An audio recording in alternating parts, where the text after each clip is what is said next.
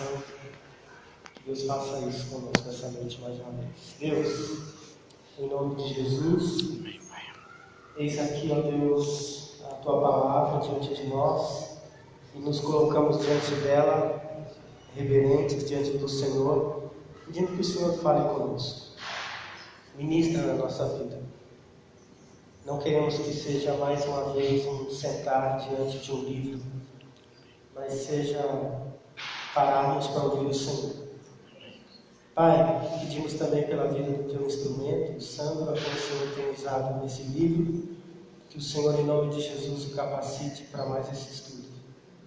Esvazia-o de si mesmo e preenche-o do Senhor, para que, sendo preenchido pelas tuas mais excelentes riquezas, ele seja a tua ferramenta, teu instrumento, Pai, desejoso e capaz de passar a nós, tua igreja, a mensagem do Senhor nessa noite. Abre os nossos ouvidos, abre o nosso coração, tira toda distração, todo cansaço, toda tentativa do inimigo de nos roubar a palavra, a boa semente. Tira de nós, Senhor Deus, todo mal que possa estar tentando semear algo contra aquilo que o Senhor deseja semear para nós. Em nome de Jesus nós oramos e por saber que está aqui nos ouvindo, nós já te agradecemos. Em nome de Jesus. Amém. Obrigado. Boa noite para os irmãos.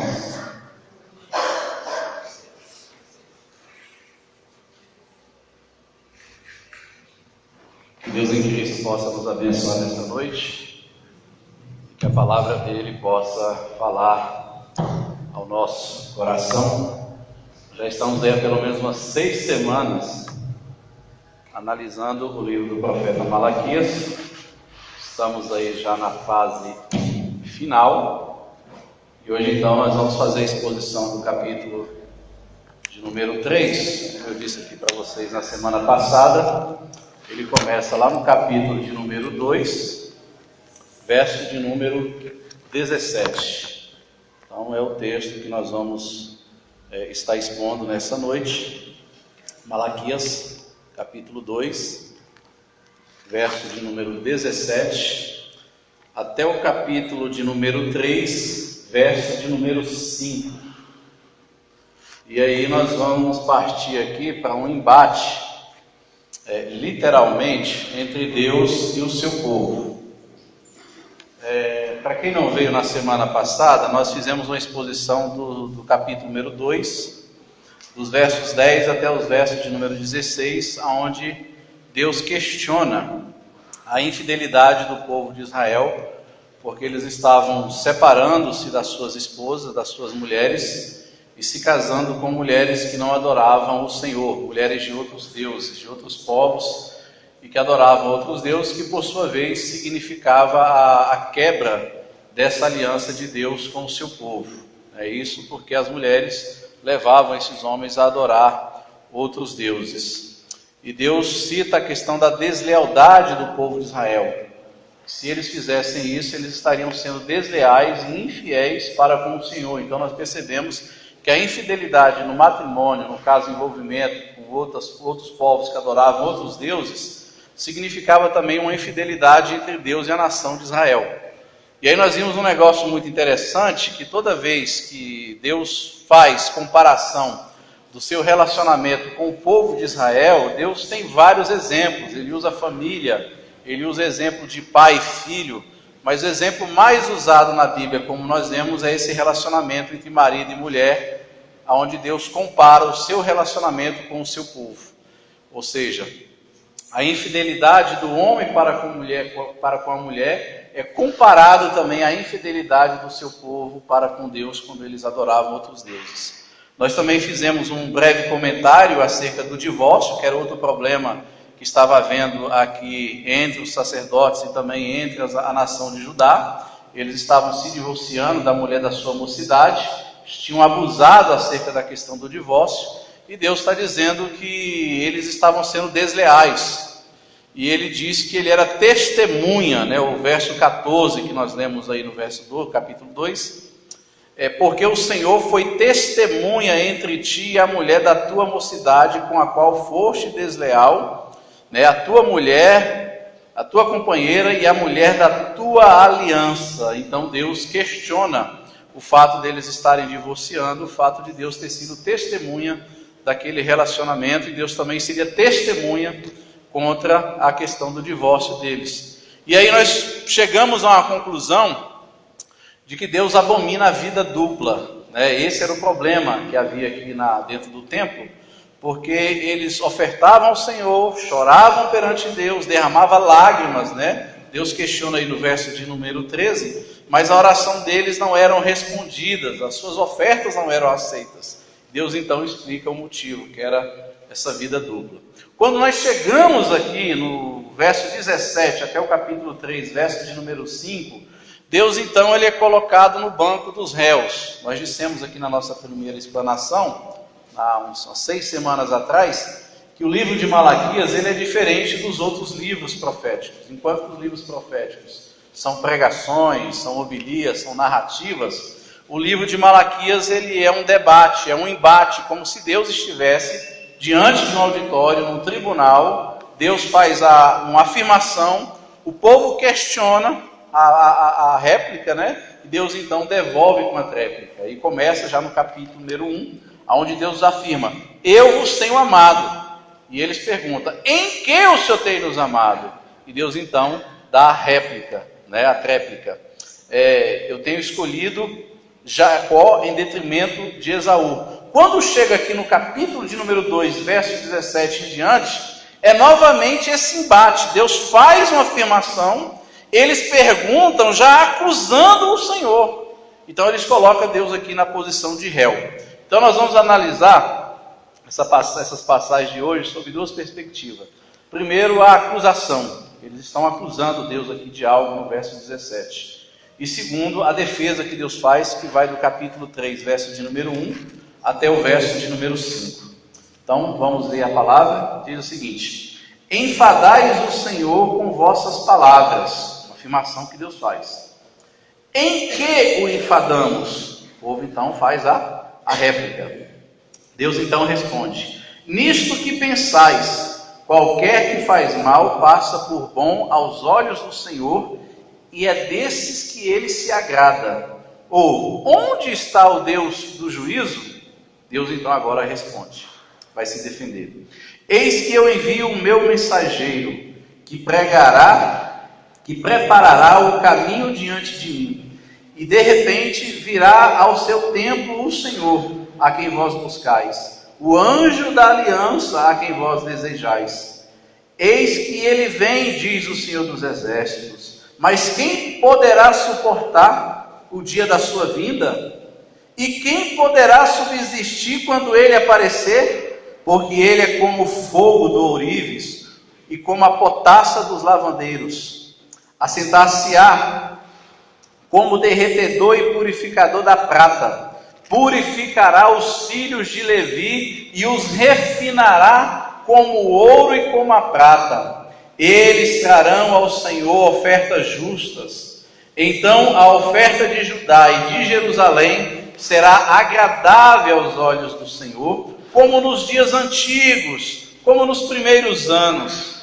Chegar-me-ei a vós outros para juízo, serei testemunha veloz contra os feiticeiros, contra os adúlteros, contra os que juram falsamente, contra os que defraudam o salário do jornaleiro, e oprimem a viúva e o órfão, torcem o direito do estrangeiro, e não me temem, diz o Senhor dos exércitos. Então essa é a palavra de Deus para nós nessa noite. Então, em primeiro lugar, verso de número 17, a acusação. Deus então é colocado como réu aqui pelos judeus, e os judeus fazem uma série de acusações, e essas acusações têm pelo menos aí 3 faces. E a primeira delas é que eles diziam que Deus tinha impunidade no julgamento. Verso de número 17 diz: qualquer que faz o mal, passa por bom aos olhos do Senhor. Em outras palavras, Eles acusavam Deus de não recompensar o bem, mas também de premiar o mal. O que está acontecendo aqui é que eles estavam questionando de que Deus não estava nem aí para o seu povo, de que Deus protegia o ímpio, de que Deus protegia o perverso, e de que Deus não estava fazendo o que era bom para o seu próprio povo. Vale a pena lembrar que nessa época daqui, não havia rei na nação de Israel. Período pós-exílio, quando eles saem da Babilônia, Israel já não tem mais rei. Então Israel estava sob o domínio do Império Persa, que era uma nação ímpia, que era uma nação pagã. E o contexto aqui nos diz que eles estavam questionando a Deus, por que Deus continuava e por que Deus permitia que a nação persa oprimia o seu povo. Porque Israel aqui, meus amados irmãos, ele havia perdido toda aquela glória que eles tinham no Antigo Testamento. Aliás, antes do cativeiro. Você já não vê mais milagres. Você já não vê mais os profetas fazendo curas, sinais de maravilhas. Praticamente desaparece a partir de quando o povo sai da Babilônia. Deus já não se manifesta através de milagres. Deus já não se manifesta com aquelas coisas maravilhosas, estrondosas que a gente via através de Elias, que fazia o fogo do céu cair, através de Eliseu, que fazia o machado flutuar. Não, agora Israel estava praticamente reconstruindo novamente a sua identidade. Mas era um povo ingrato que questionava a atuação do Senhor. Eles estão dizendo literalmente de que Deus tinha impunidade no julgamento. E esse mesmo questionamento aqui que a nação de Israel faz, é o questionamento que nós muitas das vezes fazemos em nossos dias. Aonde está Deus? Aonde Deus está? Nós vivemos numa época de uma sociedade, numa época do Deus miojo, das coisas instantâneas, das coisas muito rápidas. E nós queremos que Deus age de uma forma assim, espetacular. Nós trilhamos e tentamos fazer para Deus os caminhos que nós queremos que Deus venha seguir. E a mesma coisa estava acontecendo aqui com o povo judeu. Eles olhavam para o cenário e questionavam: aonde está o Senhor? Por que os ricos prosperam? Por que os crentes, porque aqueles que são fiéis ao Senhor, entre aspas, e nós vamos ver aqui que o problema na verdade aqui, que de fato eles não eram fiéis ao Senhor. Deus lança uma série de acusações contra o seu povo, mas a questão é que Israel se sentia o povo de Deus, e eles questionavam: por que as nações pagãs prosperam e nós estamos passando por dificuldade? Não é esse o questionamento que nós muitas das vezes passamos no nosso coração? Por que os ímpios prosperam e crente passa necessidade? Por que os ímpios têm saúde e os crentes têm doença, morre de câncer, morre com problema no fígado? Por que os ímpios são felizes e os crentes vivem em lágrimas, vivem em tristezas? Esse é o nosso questionamento que nós fazemos muitas das vezes quando nós esperamos esse Deus miojo pregado por muitas igrejas com essa mensagem triunfalista. Nós achamos que Deus não tem um controle sobre todas as coisas. Em segundo lugar, eles diziam também que Deus era corrupto. Olha só como que a acusação deles é grave. O verso 17 diz o seguinte aí, ó: qualquer que faz mal passa por bons olhos do Senhor, e é desses que ele se agrada. Eles estão dizendo de que Deus se deleitava no pecado e se deleitava no pecador. Eles estão dizendo aqui que é o caráter de Deus, que a moral de Deus é uma moral corrupta. Ele está dizendo literalmente de que Deus estava se agradando dos ímpios, de que Deus estava se agradando dos pecadores, porque Deus não estava intervindo na nação deles, porque Deus não estava ouvindo as suas orações, como nós vemos aqui no capítulo de número 2. Eles estão dizendo: Deus está olhando para a nação pagã, Deus está olhando para o ímpio, para o perverso, e é desses que Deus se agrada. Deus não está se agradando de nós que somos o seu povo. Deus está se agradando de outros povos, de outras nações, de pessoas pagãs, e é esse o questionamento que nós muitas das vezes fazemos, e isso é literalmente duvidar do caráter de Deus. É por isso que a palavra fé, que é muito deturpada em nossos dias, ela não é uma força motriz que você coloca na oração, na intenção de fazer Deus se mover a seu favor. Não, fé não é confissão positiva. Fé não é você pensar positivo. Fé é você descansar no caráter de Deus, crendo que Ele fará o melhor. Só que muitas das vezes, o melhor que Deus tem para nós não é muitas das vezes aquele melhor que nós esperamos, justamente por conta disso, dessas mensagens triunfalistas, dessas mensagens que tentam colocar Deus na parede e exigir de Deus como se Deus fosse um empregado e como se Deus fosse servente dessas pessoas. E quando isso não acontece, as pessoas olham para o sucesso das pessoas lá fora, veem os ricos se enriquecendo, vê o pobre sendo injustiçado, vê as calamidades do mundo e pergunta: por que eu estou nessa? Por que Deus faz o ímpio prosperar? Por que Deus faz o ímpio ter uma vida boa enquanto eu que estou labutando, abro mão dos meus pecados, abro mão da minha natureza, não adultério, eu não adultero, eu não falo mal de ninguém, eu não roubo, eu não peco, e eu só vivo passando por provações? Por que isso? Esse é o questionamento aqui que o povo de Israel faz contra Deus. Em terceiro lugar, e a última, eles chamam Deus de lerdo, né? Uma inatividade na providência. Eles perguntam: se Deus existe, se Deus de fato nos ama, como ele diz aqui no capítulo de número 1, eis que vos tenho amado, eles perguntam aí novamente, né? Onde está o juízo? Então eles acusam Deus de ser omisso na história, de ser lerdo nas intervenções, de que Deus estava demorando a agir, de que Deus estava demorando. Essa é uma acusação, irmãos, que nós muitas das vezes passamos na nossa vida. E grandes personagens na Bíblia passaram por esse problema, por esse momento de fragilidade em compreender os caminhos de Deus, numa fragilidade diante das angústias, diante das provações, e o coração desses homens serem tentados a questionar a Deus. Por que essas coisas acontecem? Nós poderíamos lembrar, por exemplo, de Asaf. Olha só o que Asaf chegou a afirmar: porque os ímpios prosperam e ele a cada manhã é castigado? Eles estão prosperando, por que o Senhor não os castiga? Mas no final Asaf dá uma respirada e ele diz: até que entrei no santuário do Senhor, então percebi o fim deles. Então você percebe que Asaf, ele dá uma certa fragilidade diante desse questionamento que se faz acerca da ação de Deus em pessoas ímpias prosperarem, pessoas boas passarem por adversidade, mas ele dá uma volta e percebe de que o ímpio receberá um dia a punição do Senhor, enquanto que aqueles que são justos receberão de fato a bênção e a misericórdia do Senhor.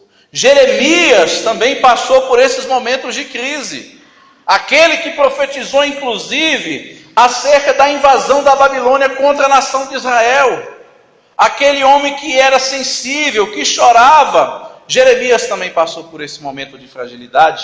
Está lá no capítulo 12, verso de número 1, e olha só a angústia de Jeremias: no justo és, ó Senhor, quando entro contigo num pleito, contudo, falarei contigo dos teus juízos. Por que prospera o caminho dos perversos? E vivem em paz todos os que procedem perfidamente? Jeremias está questionando. Jeremias está olhando para aquele cenário todo e perguntando: por que Deus não faz nada? Por que Deus permite que essas pessoas prosperem? Por que Deus permite que essas pessoas sejam bem-sucedidas na vida? Mas ele também cai em si, reconhecendo a soberania, a majestade, a grandeza de Deus. Abacuque também tem essa mesma crise que eu e você passamos. Olha só o que ele diz lá no capítulo 1, verso 2 a 4. Até quando, Senhor, clamarei eu, e tu não me responderás? Gritar-te-ei violência e não salvarás? Por esta causa a lei se afrouxa, e a justiça nunca se manifesta, porque o perverso cerca o justo, e a justiça é torcida. Esse questionamento que Abacuque faz, quando chega lá no final do livro de Abacuque, ele fala, porque o justo pela fé viverá.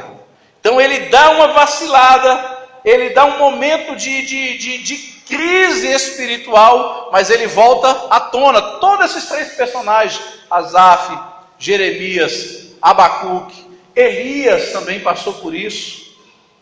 Elias, quando ele se esconde numa caverna, ele foge lá de Jezabel, e ele fica angustiado, e o Senhor vai visitar ele dentro da caverna. A voz de Deus chega até Elias. Nós passamos por esses momentos de angústias, dias que nós choramos, dias que nós passamos por tristezas, por provações, angústias das mais terríveis, seja na área financeira, seja na área familiar, e muitas das vezes o nosso coração é voltado a questionar o Senhor. Só que aqui, em especial, o povo de Israel age completamente diferente desses personagens que eu citei aqui, porque a acusação deles é grave, a acusação deles é séria. Eles tentam, então, acusar o caráter de Deus, quando ele diz, é desses que o Senhor se agrada. Então essa é a acusação. Eles pegam Deus, colocam ali sentado no banco dos réus, e está dizendo, o Senhor é covarde, o Senhor não age, não atua em nosso favor, o Senhor não nos ama, aonde está o juízo? Por que o Senhor não se move em meu favor? Por que o Senhor não tem compaixão de mim? Por acaso você tem aliança com o ímpio? É isso que o povo de Israel está falando aqui, literalmente. Então essas eram as três acusações.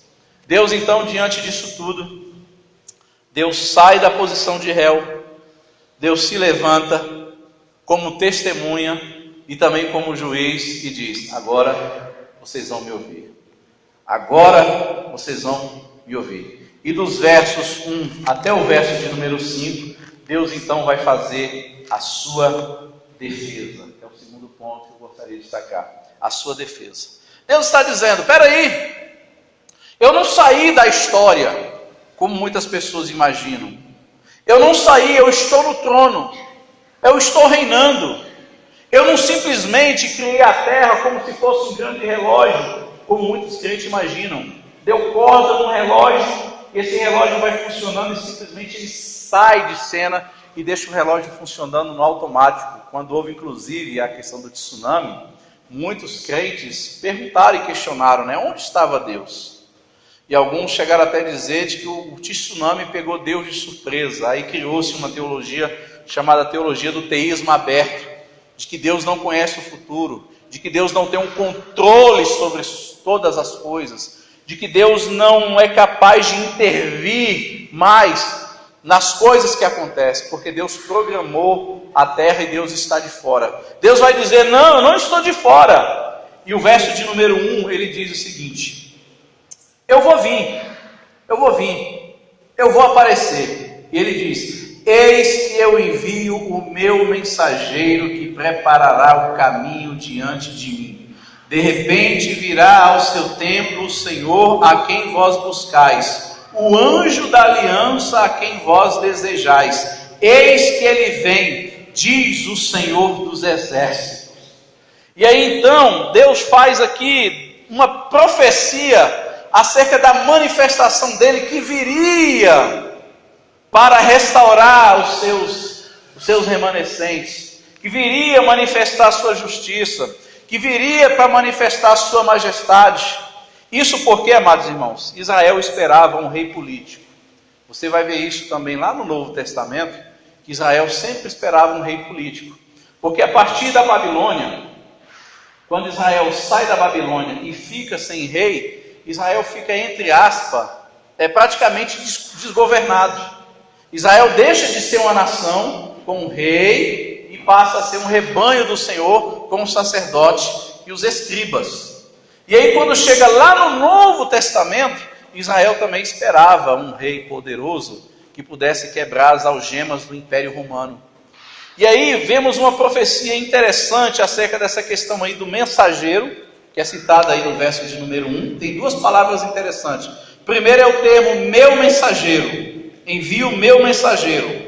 O segundo termo que eu gostaria de destacar aí é o anjo da aliança. São duas pessoas, são dois personagens, são duas promessas, são duas profecias. E essa profecia que eu queria analisar com vocês agora. Era comum no Antigo Oriente, quando um rei ou quando um imperador fosse visitar alguma nação, algum império, geralmente ele mandava um mensageiro antes. E esse mensageiro, ele tinha duas funções. Ele saía divulgando nas cidades que estava vindo um grande rei, que estava vindo uma comitiva, ele ia antes, e ele então ia preparando o caminho para ver se tinha galhos, para ver se não tinha árvores, para ver se não tinha nada que pudesse atrapalhar. Ele ia preparando o caminho, ele ia aplanando o caminho para que o imperador pudesse visitar aquela cidade. Quando o profeta Malaquias diz, eis que envio o meu mensageiro, ele está dizendo, eu vou enviar alguém que vai preparar o meu caminho para a minha chegada. Se você vê o texto de Isaías 40, verso de número 3, você vai ver como que existe uma concordância muito interessante acerca do mensageiro. E aí nós vamos entender quem é esse mensageiro. Isaías 40, verso de número 3. Olha só que interessante. Vós que clama no deserto, preparai o caminho do Senhor, endireitai o ermo, vereda ao nosso Deus. Todo vale será aterrado, nivelado, todos os montes e outeiros, o que é tortuoso será reedificado, e os lugares escabrosos serão aplanados. Aqui é uma profecia. Agora você me pergunta, que profecia é essa? A quem se refere a essa profecia? E aqui tem um negócio muito interessante no livro de Malaquias, que para mim é uma das coisas mais tremendas que existe no Velho Testamento, especialmente no último livro do Velho Testamento, que é a promessa do Messias, que é a promessa de Jesus. E aí, por isso que eu disse na nossa primeira aula, que nós não podemos olhar para o livro de Malaquias somente no capítulo 3, verso de número 10, porque há muitas riquezas que estão presentes aqui no livro de Malaquias. Lembrando que Malaquias é a última voz de Deus para o seu povo.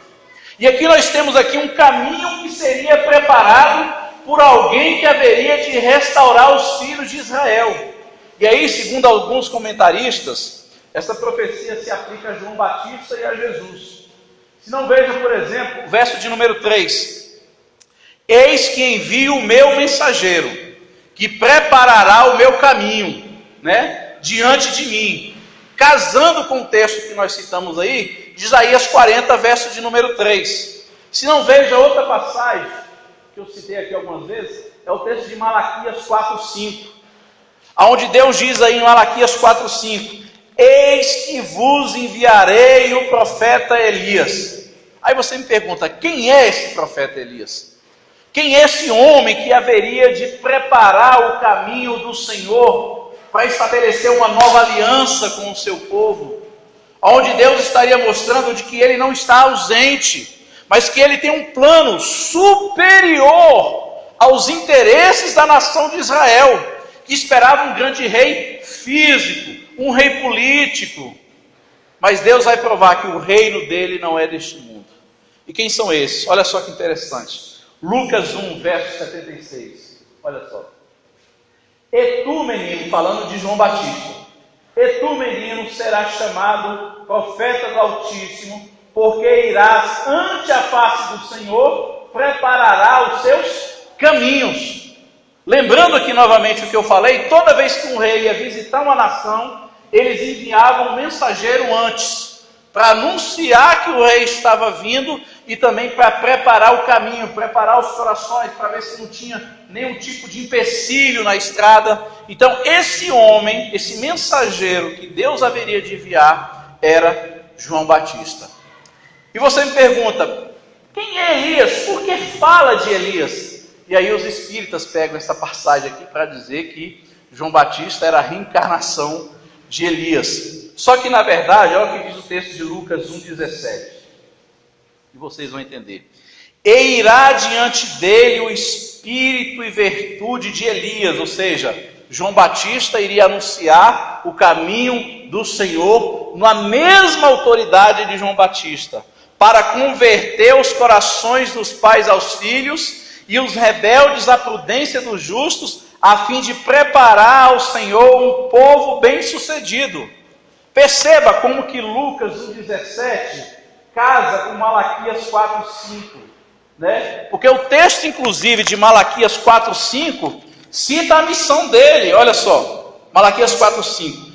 Eis que vos enviarei o profeta Elias antes que venha o grande e terrível dia do Senhor. Ele converterá o coração dos pais aos filhos e dos filhos aos pais. Você percebe que Lucas cita a mesma passagem lá no capítulo 1, verso de número 17. Então, há uma promessa. Deus está falando, não, eu não estou de fora. Eu não abandonei. Eu vou vir, eu vou me manifestar. Mas eu vou me manifestar através de um mensageiro que vai preparar o meu caminho. E vocês sabem como que João Batista foi tremendo. João Batista já começa o ministério dele dizendo, raça de víboras. Ele já chega dizendo que Jesus batizaria com Espírito Santo e com fogo. E a palavra fogo ali no contexto de João Batista é juízo, é condenação, é inferno, é inferno, é inferno. Aí tem uns pentecostais que dizem, que o batismo com o Espírito Santo é falar em línguas, e o batismo com fogo é um revestimento espiritual. Mas quando João Batista fala, e ele vos batizará com o Espírito Santo e com fogo, o contexto ali é juízo, para aqueles que receberem Jesus como Messias, receberiam o Espírito Santo, o batismo do Espírito Santo. Aqueles que negarem seriam pegados como se fosse uma pá. João Batista fala isso. Ia ser jogado na fornalha, fogo, inferno, condenação. Então João Batista viria para preparar o caminho. Outro termo que é usado aí no verso 17, é que ele diz que esse homem, esse mensageiro, viria preparar, né, o caminho diante de mim. E ele cita aí que o anjo da aliança haveria de vir. E esse anjo da aliança faria tudo isso que está descrito no verso de número 2 e o verso de número 3 para o número 4, que ele haveria de restaurar, ele haveria de refinar, ele faria como se ele fosse o ourives que trataria com o ouro e com a prata. Quem é esse homem? Esse homem nada mais é do que Jesus. Se não veja, por exemplo, algumas passagens. Olha só que interessante, texto lá de Malaquias, o anjo da aliança. Agora eu queria que você abrisse aí Jeremias 31, sim.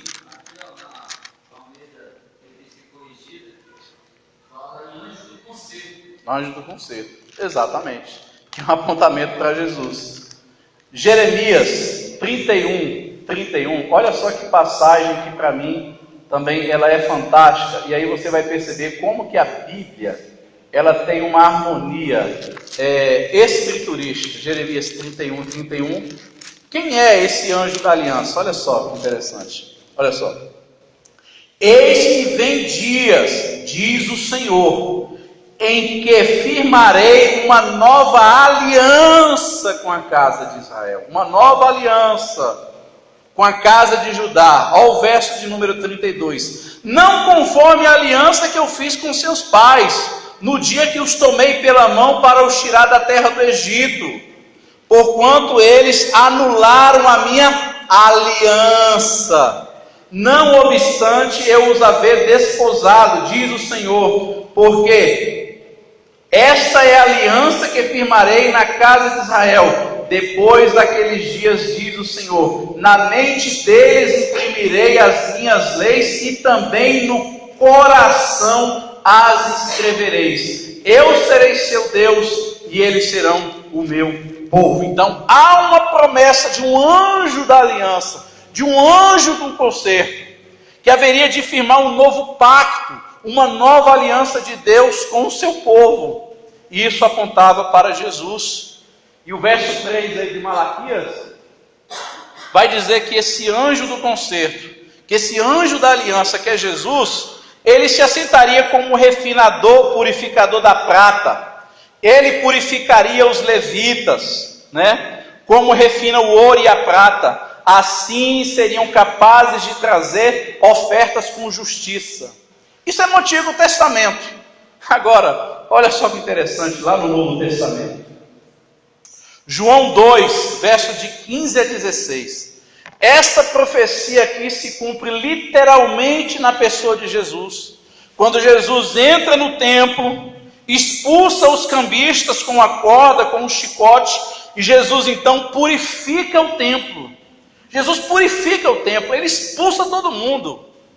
Todos os cambistas, aquela oferta já prontinha, era isso que eles vendiam. Era oferta pronta, pacotes prontos para o sacrifício. Não era algo que a pessoa ia lá, pegava no seu rebanho e trazia para o Senhor, não. Ele chegava na porta do templo, dentro do templo, comprava a oferta pronta para poder oferecer. E Jesus cumpre essa profecia entrando dentro do templo para poder purificar a casa, purificar o templo. Mas não somente isso, é muito mais profundo. Olha só o que diz Tito 2, verso 14. Olha só que interessante. Ele se entregou por nós a fim de nos remir de toda a maldade. E o que ele diz?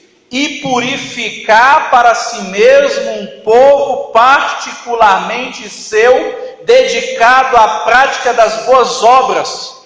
Sabe o que aconteceu? Deus envia João Batista para preparar o caminho, na mesma autoridade de Elias. O Elias que haveria de vir. Mas ele também envia esse anjo da aliança, esse anjo do concerto, que era Jesus, para poder purificar um povo, redimir um povo, e fazer desse povo uma nova nação, um novo povo, um novo pacto, uma nova aliança. E quem é esse povo? É eu, é você, todos aqueles que foram lavados e redimidos pelo sangue do Cordeiro. Aleluia. E aí eu queria convidar você a ler aí da Apocalipse 22. Olha só como que a Bíblia, ela se harmoniza. Como que Deus é tremendo, como que Deus é maravilhoso, como que Deus é perfeito, a sua obra é perfeita, os seus mistérios são profundos e especiais. Apocalipse 22, verso 22, Apocalipse 22, de 24 a 27. Apocalipse 21, desculpa, 21 é isso aí.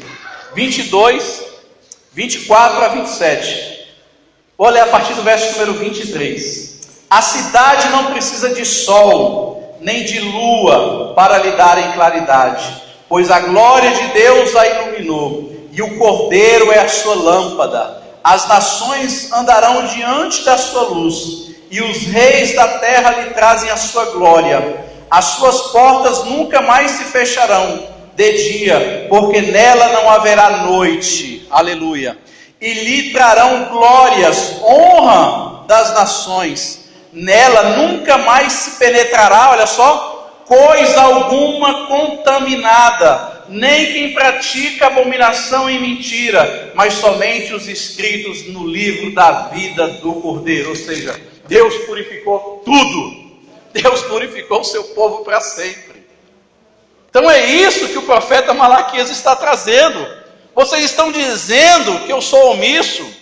Vocês estão dizendo que eu não faço nada. Vocês estão dizendo que eu estou premiando o mal e punindo o bem. Vocês estão me chamando de corrupto. Mas eu vou vir. Eu vou vir. Vou enviar o meu anjo, o meu mensageiro. Vou enviar o Messias. E vou redimir um povo, o remanescente. E nós fazemos parte dessa profecia. Aleluia. Nós fazemos parte desse povo. E essa profecia aqui, segundo alguns estudiosos, ela tem duplo cumprimento. Ela se cumpre no ministério de Jesus, mas ela se cumpre também na vinda de Jesus na sua glória. E a vinda do Senhor Jesus na sua glória será marcado pelo fogo. Um fogo de purificação, um fogo de juízo, um fogo de ira, mas ao mesmo tempo também trazendo pacificação, proteção e dando recompensa para os justos. É por isso que não vale nada esse questionamento que Israel faz acerca de Deus. É por isso que essa acusação que os judeus fazem contra Deus é injusta, é profana, é maligna. Deus está dizendo, eu vou vir. Só que Deus faz uma observação. Olha só a observação que ele faz aqui, no verso de número 2. Mas quem poderá suportar a sua vinda? Eu vou vir, eu virei. Eu quero saber quantos de vocês vão suportar a vinda desse meu anjo. E a partir do verso de número 2 até o verso de número 4, Deus então fala como que virá esse juízo sobre o seu povo. Em primeiro lugar, então, o juízo de Deus virá de modo restaurador. É o verso aí de número 2 e o verso aí de número 4. Olha só o que diz a palavra do Senhor. Mas quem poderá suportar a sua vinda? Quem poderá subsistir quando ele aparecer? Porque ele é como o fogo do ourives e como a potassa dos lavandeiros. Assentar-se-á como derretedor e purificador da prata. Purificará os filhos de Levi e os refinará como ouro e como a prata. Eles trarão ao Senhor justas ofertas. Então, em primeiro lugar, Deus então vem como juízo restaurador. E o verso aí de número 2 tem algo interessante. Ele diz que essa manifestação de Deus como juízo é como um Deus que purifica o ouro, né? Então, verso número 2, né? Como ourives se purifica o ouro. Quem já conhece o processo de ouro sabe como que funciona o ouro, né? O ouro ele está em estado bruto, no garimpo, chamado de aluvionar ou no filão do quartzo. Esse ouro ele está cheio de contaminação, cheio de areia, pode ter aranha também, no garimpo sempre tem aranha, né? Então não é ele. Eu que o diga, o medo que me dá para ir nesse lugar que você nem imagina. Ah, é uma loucura. É uma loucura.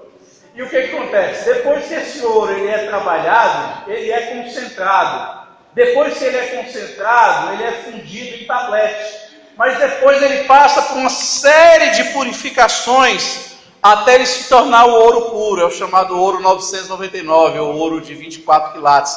É o ouro puro, ouro maciço. De tal maneira que quando você olha para o ouro, para o tablete de ouro, você é capaz de ver a sua própria face, a sua própria imagem.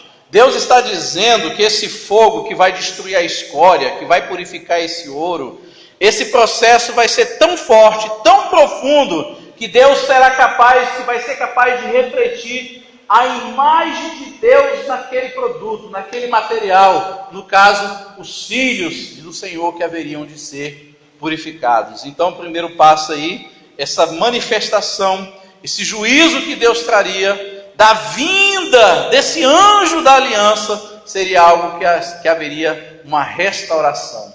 E isso de fato aconteceu durante o ministério de Jesus. Jesus tomou para si pessoas, transformou, regenerou, purificou, justificou, redimiu, lavou e tornou essa pessoa de velha criatura para uma nova criatura, de filhos da ira para filhos da misericórdia, de criaturas para filhos de Deus. E Deus então faz uma promessa interessante, olha só que interessante. Finalzinho do verso 3. Eles trarão ao Senhor justas ofertas. Ou seja, haveria um tempo de que Deus restauraria um povo, que esse povo sim, seria capaz de oferecer ao Senhor uma oferta digna. Não uma oferta que é descrita aqui no capítulo 2 que nós estudamos, de que o povo oferecia animal cego, animal coxo, animal doente, animal manco, oferecia carniça. Deus está dizendo, olha, Ele vai restaurar um povo, um remanescente. Esse remanescente será capaz de oferecer ao Senhor uma oferta justa, uma oferta pura ao Senhor. Quem é esse povo? É a igreja, lavada e remida pelo sangue do Cordeiro. Além disso também, Deus se compara aí a uma pedra usada pelos lavandeiros. Eles lavavam as roupas que eram muito sujas. Eles usavam uma espécie de uma pedra, uma espécie de um sabão, parecendo soda cáustica. E essa soda cáustica era tão forte, tão poderosa, que ela tirava a sujeira, tirava manchas. Então Deus se compara aí a potássio, ou seja, Deus se compara aí a uma soda cáustica. Deus está dizendo, o povo está encardido. Eu vou desencardir vocês. O fogo purificaria algo interno.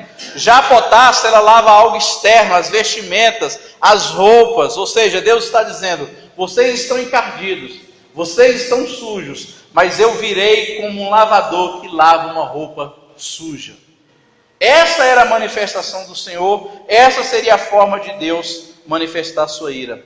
Verso de número 3, então, Deus se manifesta como Deus derretedor e purificador de seu povo. Por que o profeta Malaquias usa o termo aí, derretedor? Porque quando o ouro ele está no processo de derretimento, quando a prata está no processo de derretimento, quando ela está purificada, ela fica uma massa mole, uma massa maleável. E aí então você consegue formar qualquer tipo de coisa com aquela massa já amolecida, no caso do ouro e da prata. É uma aliança, é uma corrente, é um pendente, é uma escultura. Ou seja, Deus está dizendo, eu vou moldar um povo, eu vou construir novamente o povo, eu vou derreter vocês e vou fazer um povo puro, um povo santo. Então Deus se manifesta como purificador e derretedor do seu povo, no sentido de que ele faria que o povo seria moldável, uma massa fresca nas mãos do oleiro. E o verso de número 3 e verso de número 4, está aí o propósito. Qual é o propósito de Deus purificar como ourives? Qual o propósito de Deus então lavar como a potássio dos lavandeiros? Qual o objetivo de Deus derreter? O verso número 4 responde, Deus então deseja restaurar a oferta e o ofertante. Interessante se você perceber que primeiro Deus restaura o ofertante. Repara só, ele é como o ourives que purifica o ouro, ele é como aquele que derrete o ouro e a prata, ele é como o sabão, o ácido, a soda cáustica. Depois que ele purifica os filhos de Levi, depois que ele purifica para si um povo, é que ele então restaura a oferta. Então, só oferta algo bom ao Senhor aquele que primeiro teve a sua vida restaurada e transformada. Então, Deus restaura o ofertante para depois restaurar a oferta. Sabe por quê? Porque a vida precede o culto. E é isso tudo que nós vamos pegar do resumo de Malaquias, é isso. A vida precede o culto. Aquilo que eu sou precede aquilo que eu oferto ao Senhor. Aquilo que eu sou antecede aquilo que eu vou oferecer ao Senhor. De modo que o mais importante para Deus não é nem muitas das vezes aquilo que eu presto aqui dentro do culto, mas é aquilo que eu consegui vivenciar fora do culto. É na minha personalidade, é no meu jeito de ser. Quando ninguém está me vendo, quando ninguém está me observando, a vida precede o culto. Primeiro Deus aceita a vida, para depois aceitar a oferta. E Deus questiona, Deus sente saudades aí do tempo passado, em que o povo, trazia ofertas agradáveis ao Senhor, O próprio Deus fala isso, lá no finalzinho do verso de número 3, verso de número 4, o verso número 4 diz o seguinte, Então, ou seja, depois de purificar o povo, então a oferta de Judá e de Jerusalém será agradável ao Senhor, como nos dias antigos, como nos primeiros anos, quando havia paixão na alma, quando o povo vinha para ofertar ao Senhor e havia lágrimas, havia confissão de pecados, havia arrependimento. Deus está dizendo, eu vou restaurar isso, mas isso vem na pessoa de Jesus, que restaurou um povo capaz de prestar ao Senhor um culto digno, um culto digno. Jesus repete isso, Jesus fala lá em Mateus 5, né? Se ao levar o teu ferro Sim, altar, exato. Reconcilia primeiro com teu irmão. E aí você lembra que, em relação a essa questão, reconcilia primeiro com teu irmão, depois você leva o ferro. Exato. Então você vê que o mesmo princípio ainda se repete no Novo Testamento. É interessante. Além disso, vai nos dizer ainda de que o dia do juízo do Senhor virá de modo condenatoriamente. É o verso aí de número 5. Agora, Deus então começa a funilar. Deus então começa a jogar na cara do povo os seus pecados. Deus está dizendo assim, peraí, vocês estão dizendo que eu sou profano, vocês estão dizendo que eu sou lerdo para executar os meus juízos, vocês questionam onde está o juízo, vocês estão dizendo de que eu premio o mal e não o bem, vocês estão dizendo aonde eu estou, vocês estão questionando acerca da minha soberania, mas espera aí, Deus então fala aí no verso de número 5, olha só como é que Deus é forte, verso número 5, chegar-me-ei contra vós outros, para juízo, serei testemunha veloz, contra os feiticeiros, contra os adúlteros, contra os que juram falsamente, contra os que defraudam o salário do jornaleiro, os que oprimem a viúva e o órfão, torce o direito do estrangeiro e não teme ao Senhor, diz o Senhor dos Exércitos. O que estava acontecendo aqui é que o problema não era somente nos sacrifícios que eles traziam ao Senhor no templo, dos animais estragados, dos animais defeituosos. Não era um problema pessoal apenas, de identidade para com Deus, ou de ingratidão ao amor de Deus, que é questionado lá no capítulo de número 1. Não é apenas algo no casamento, na família, mas você percebe que há uma degradação moral, começa numa crise pessoal, vai para o ritual, para o culto, vai para a família, e agora parece que o problema se extravasa para a sociedade. E aí há um caos social na cidade de Jerusalém. Há um caos político, a falta de consideração, a insensibilidade por parte do povo do Senhor. Deus então chega para o juízo, e o juízo começa na casa de Deus. Lá em 1 Pedro 4 diz que o juízo começa pela casa de Deus, depois começa lá fora. Está lá em 1 Pedro 4. Deus chega e se apresenta como testemunha veloz, mas não é uma testemunha a favor, é uma testemunha contra, uma testemunha de acusação. Contra aqueles que praticam pecado, Deus então prova que a acusação deles é infundada. Ele está dizendo, peraí, vocês estão dizendo que eu sou culpado? Vocês estão me acusando? Agora eu vou dizer quem que vocês são. E cada pecado que eu vou citar aqui, curioso, já estava descrito na lei como proibição. Já estava proibido na lei. E parece que o povo estava quebrando essa lei. E é por isso que Deus então se manifesta contra esse povo. Então, em primeiro lugar, Deus se manifesta aí, o primeiro ponto aí, contra os feiticeiros. Chegar-me-ei a vós outros para juízo, e serei testemunhas velozes contra os feiticeiros. A feitiçaria e o ocultismo sempre ameaçaram a nação de Israel.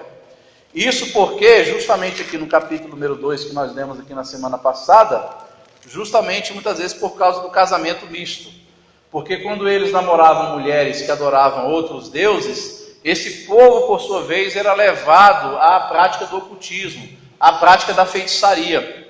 E isso, meus amados irmãos, sempre seduziu o povo de Israel. É por isso que Deus sempre exigia do seu povo exclusividade e sempre exigia fidelidade. Mas parece que essa mensagem aqui de Malaquias, ela é válida para os dias de hoje, porque o ocultismo hoje em dia em muitas igrejas está praticamente na moda. Você vê, por exemplo, o sincretismo religioso que existe no meio evangélico. Quando nós pegamos práticas de outras religiões e trazemos para dentro da igreja, práticas de outras culturas, de outros povos que não adoram ao Senhor, e acabamos mesclando a nossa teologia, acabamos por sua vez mesclando o nosso culto com sincretismo religioso.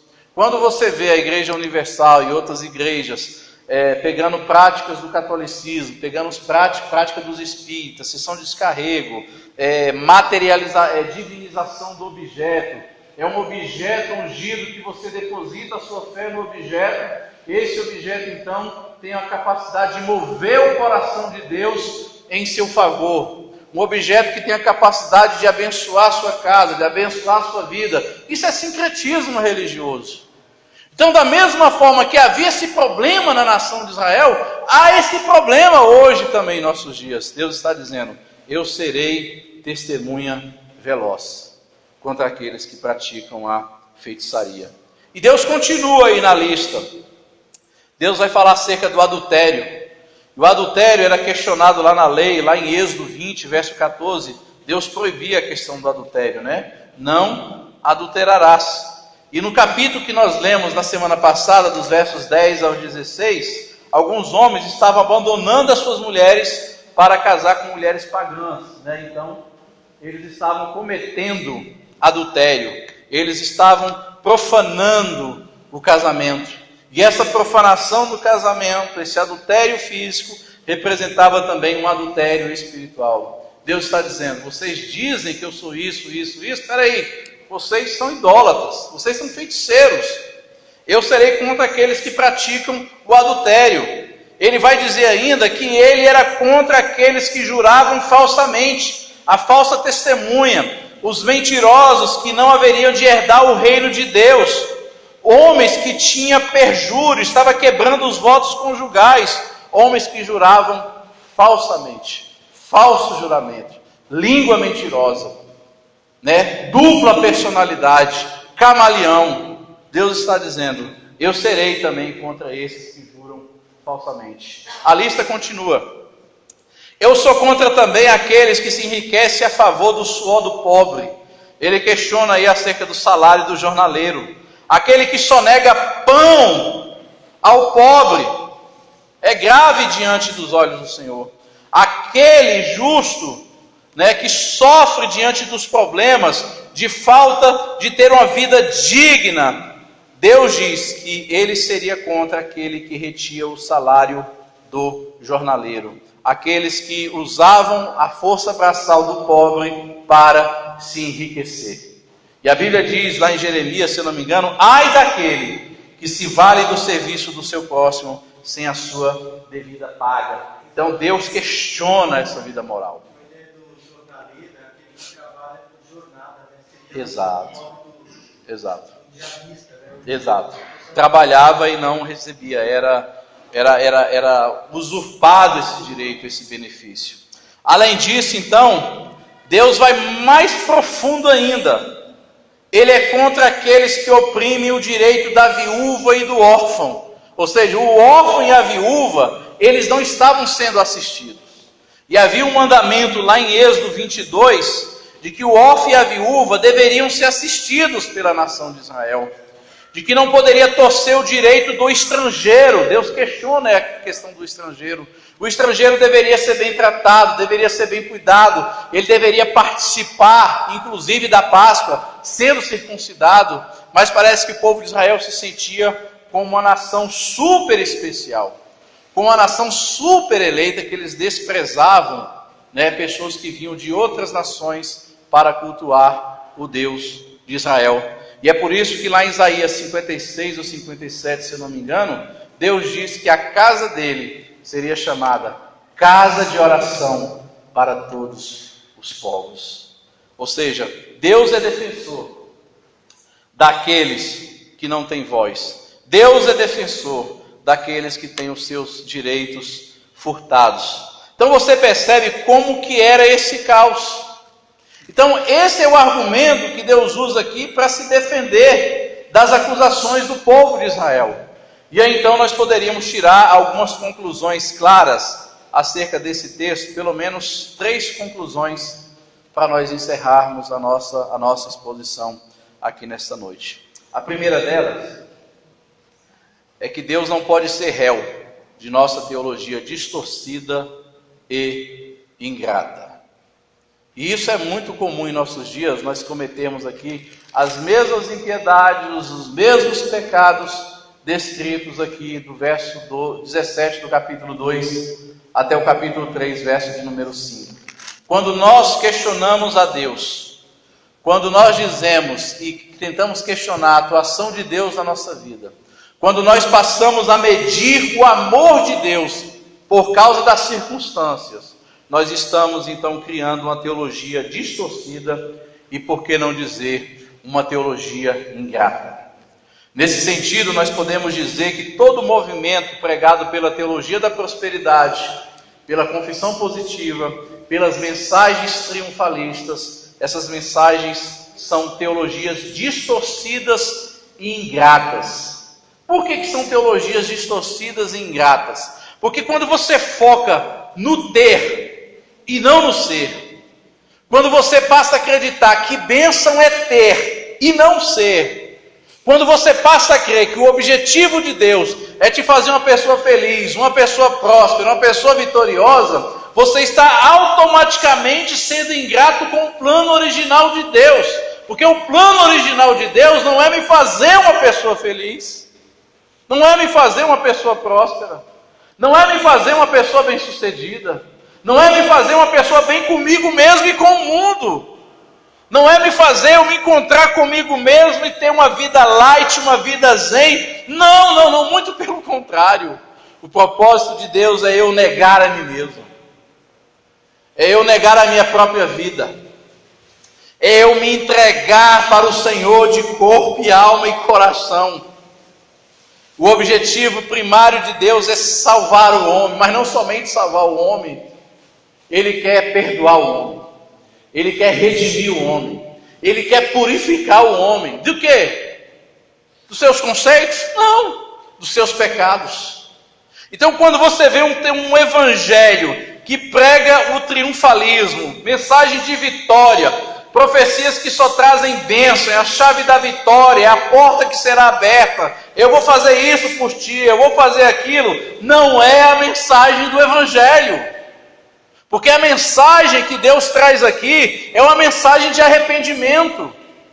É uma mensagem de uma nova aliança de Deus com o seu povo. É uma mensagem de purificação. É uma mensagem onde eu devo olhar para dentro do meu coração e perceber que dentro de mim há maldade, há perversidade, há tudo aquilo que pode desagradar o Senhor, e o que Deus quer é fazer de mim um ouro puro, limpo, puro, transparente, aonde possa refletir a imagem dele no objeto, no ouro, no metal. Então, Deus não pode ser réu da nossa teologia distorcida e muitas das vezes ingrata. E como muitas vezes nós somos ingratos para com o Senhor. Segundo lugar, a conclusão é que quando o homem perde o temor de Deus, ele perde o referencial do certo e do errado. Quando ele perde o temor de Deus, ele simplesmente se corrompe. O texto de Neemias 5,15 é interessante, que Neemias vai dizer que os homens estavam deturpando a lei do Senhor. Estavam fazendo coisas que desagradavam ao Senhor. E Neemias fala: eu todavia temi ao Senhor. Eu não fiz essas coisas porque eu temi ao Senhor. Então, quando há perda do temor de Deus, o homem perde o referencial do certo e do errado. Você percebe literalmente aqui que a crise da nação de Israel aqui era uma crise de falta de temor. Eles não temiam o Senhor. Mesmo Deus falando aqui no capítulo 1, verso 5, grande é o Senhor também fora dos limites de Israel. Mesmo Deus dizendo aqui no verso 14 do capítulo 12, o Senhor dos exércitos, o meu nome é terrível entre as nações. Mesmo Deus dizendo que haveria de purificar, de refinar, mas parecia que havia uma crise de temor no coração do povo de Israel. O temor do Senhor é o princípio da sabedoria.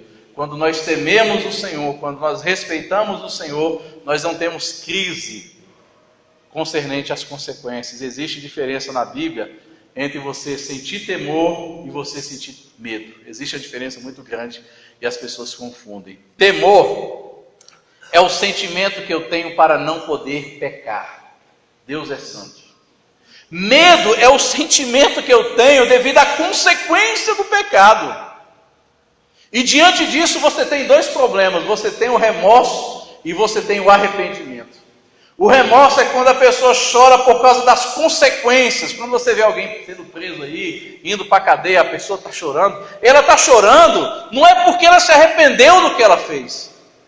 Não é por causa do ato que ela fez. Ela está arrependida porque vai ser presa, vai rapar o cabelo, vai pegar tantos anos de cadeia. Existe diferença entre remorso e arrependimento. Arrependimento na Bíblia é metanoia, é dar meia volta, é reconhecer Deus, é não perder o temor. E por último, quando ele se achegar para o juízo, a pergunta, onde está o Deus do juízo? Ela será respondida. Será respondida. Hoje nós não conseguimos ter a resposta para os nossos problemas. Não conseguimos ter respostas de imediato para aquilo que nós estamos passando, e nós muitas das vezes questionamos, aonde está o Deus do juízo? Quando que Deus vai agir nessa terra? Quando que Deus vai atuar para acabar com a corrupção no nosso país, no nosso Brasil, onde nós temos grande índice de violência? Esses dias passou uma reportagem no Globo, dizendo que aqui no Brasil morre mais gente do que na guerra lá da Síria. Só para você ter ideia como que é grave a situação do Brasil. E nós perguntamos, aonde está Deus diante disso tudo? Aonde está Deus? Haverá um dia que o juízo de Deus há de chegar. E essa pergunta, onde está o Deus do juízo, será respondida. Haverá um dia de que Deus virá para trazer juízo sobre essa terra. Haverá um dia de que Deus irá trazer recompensa para os ímpios.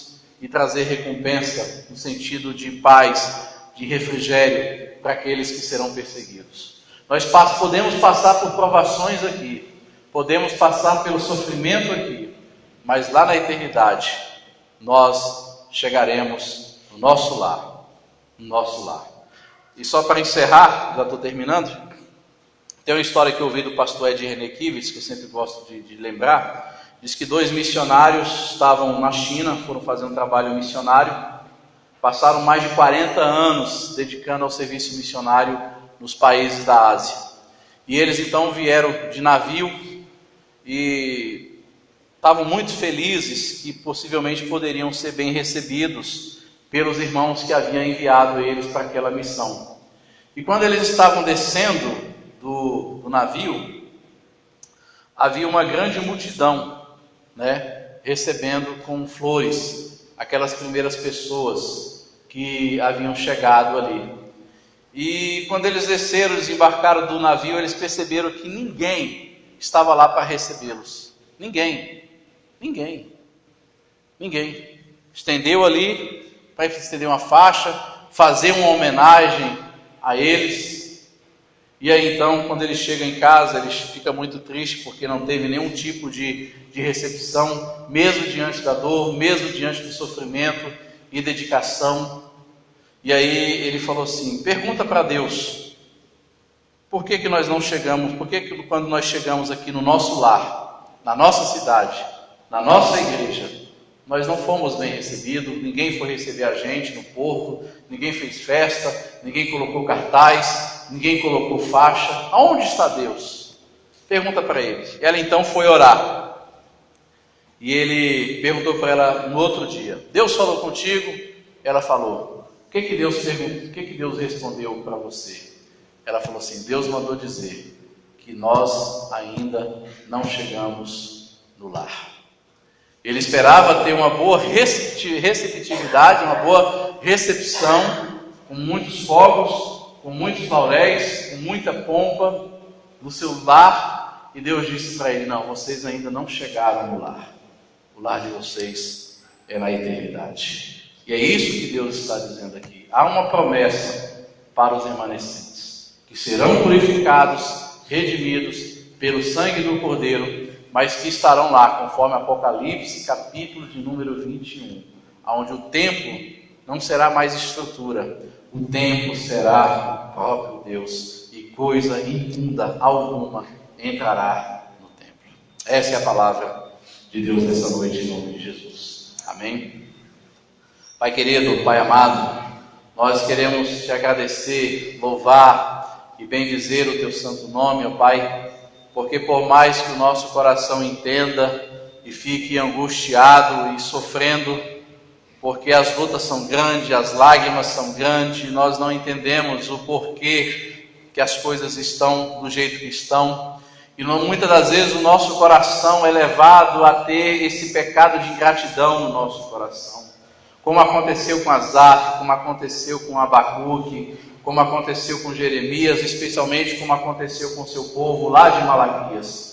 Senhor, permita com que nosso coração venha a cada dia reconhecer que o Senhor é soberano, que o Senhor está sentado sobre o trono, que o Senhor dirige, conduz, orquestra todas as coisas, e que nada acontece nessa terra se não for pela sua orientação, se não for pela sua permissão, se não for pelos seus decretos divinos. Ajuda-nos, ó Pai, trabalha no nosso coração para que possamos aceitar a sua soberania, Pai. Muito obrigado porque Jesus nos purificou, e a cada dia nos purifica como ourives purifica o ouro, como aquele que derrete a prata e amolece e começa a moldar. Senhor, muda o nosso coração, muda o nosso caráter, transforma a nossa vida a cada dia, Pai, para que possamos apresentar ao Senhor ofertas dignas de aceitação, Pai, porque o Senhor Jesus já se ofertou por nós na cruz do Calvário.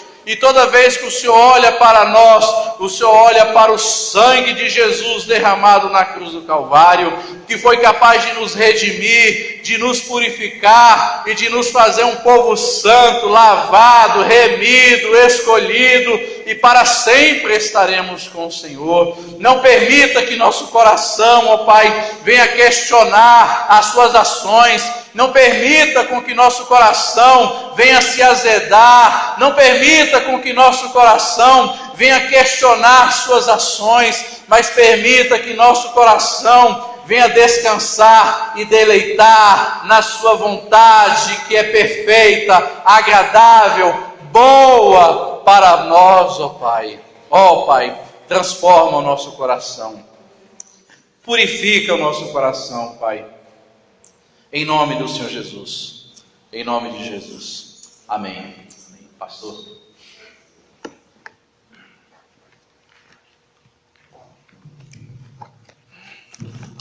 Sim, queridos, nós ainda não estamos no nosso lar celestial, que ainda é a terra, né? E é por isso que tem lutas, tem perdas. Quero aproveitar também para comunicar. Eu acho que a maioria já soube pelo WhatsApp que a Socorro perdeu o pai dela hoje.